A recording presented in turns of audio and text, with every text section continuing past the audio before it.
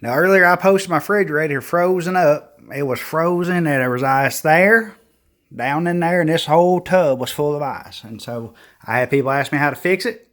It can only be one of three things. Very first thing is this little hole right there.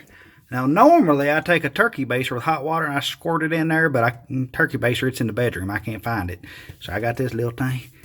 I just put a little bit of water. Oh, and then I listen.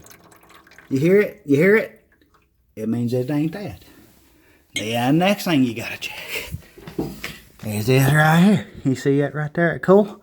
So if it's all covered with dust, you gotta clean it. You gotta get a vacuum, feather duster. What I do, I put a little peanut butter on there, let the dog get it, and it's good as new. So if it ain't that, you got one last thing to look at. Your seal right there. If it ain't sealing good, you gotta get you some tape. Tape it up. That's the only way to keep it going. Because what happens is that humidity gets in there and it freezes. And then you're stuck. Hope this helps.